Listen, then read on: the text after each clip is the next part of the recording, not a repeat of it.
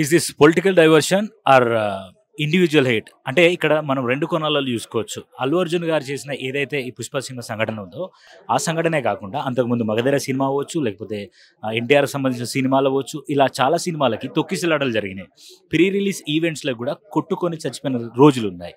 Barricades మీద పడి ఆ తర్వాత తొక్కిసలాటలు జరిగి ఇలా చాలా విషయాలు జరిగినాయి. బట్ ఎందుకు పుష్ప సినిమా మాత్రమే ఇప్పుడు జరిగిన ఈ ఇదేదైతే సంఘటన ఉందో ఈ సంఘటనలో భాగంగా మాత్రమే ఎందుకు ఇంత పెద్ద ఎత్తున ఉద్రిక్తత సాగుతుంది అనేది మనకు అర్థం కావట్లేదు. ఇక్కడ చూస్తున్న మనం చిక్కడపల్లి పోలీస్ స్టేషన్ దగ్గర ఈరోజు విచారణ జరుగుతుంది. అల్లు అర్జున్ గారికి నోటీసులు పంపడం జరిగింది. అయితే ఇక్కడ ఏం జరుగుతుంది? ఒకటి, ఇదేమైనా పొలిటికల్ డైవర్షనా? రేవంత్ రెడ్డి గారు పొలిటికల్ డైవర్షన్లో భాగంగా ఇప్పుడున్న తెలంగాణలో చాలా సమస్యలు ఉన్నా సరే ఈ సమస్యని మనం ముందు పెట్టడం వల్ల ఇప్పుడు చూస్తున్నారు కదా ఇక్కడున్న మీడియా, సో మీడియా డైవర్షన్ అంతా ఈ టాపిక్ మీద వస్తుంది. అండ్ అగైన్ వేరే దాని మీద కాన్సన్ట్రేట్ చేయడానికి కాస్త టైం దొరుకుతుంది. ఈ మీన్ వైల్ దాన్ని సెట్ చేయొచ్చు అని అనుకుంటున్నారా? లేకపోతే వ్యక్తిగతంగా అల్లు అర్జున్ గారు ఏదైతే press meet or pre release event లేకపోతే సక్సెస్ మీట్, దీంట్లో అల్లు అర్జున్ గారు మాట్లాడుతూ రేవంత్ రెడ్డి గారి పేరు మర్చిపోయారు. సో ఆ పేరు మర్చిపోయినందుకు ఇది వ్యక్తిగతంగా తీసుకొని చేస్తున్నారా అని ఇలా రెండు ఊహాగానాలు వినిపిస్తున్నాయి.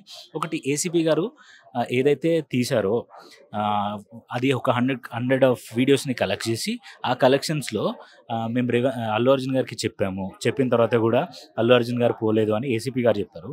అండ్ అదే టైంలో ప్రెస్ మీట్ పెట్టి అల్లు అర్జున్ గారు మాట్లాడారు. అయితే ఇక్కడ రెండు విషయాలు మాట్లాడుకోవాలి. ప్రెస్ మీట్ పెట్టడం అల్లు అర్జున్ గారికి ఏమైనా మైనస్ అయిందా?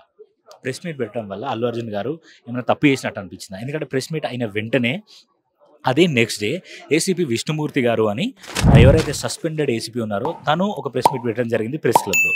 And at the same time CP గారు ఈ వీడియోస్ని కలెక్ట్ చేసి ఒక ఆపరేషన్ అల్లు అర్జున్ లాగా పెట్టి ఏం జరుగుతుంది, ఏమవుతుంది, అసలు ఏం జరిగిందని సీసీటీవీ ఫుటేజ్ని బయటికి తీసుకొచ్చారు. ఆ CCTV footage and Allu Arjun గారు చెప్పిన విషయాలు చూస్తుంటే అల్లు అర్జున్ గారు చెప్పిన విషయాలలో అబద్ధాలు ఉన్నాయేమో అనే ఒక భావం ప్రజల్లో కలిసింది.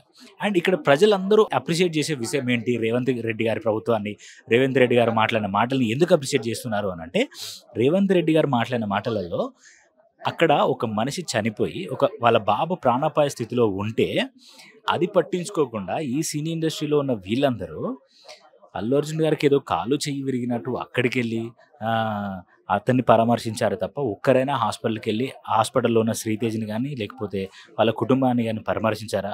ఆ 25 లక్షల రూపాయల సాయం ఎవరి కోసం?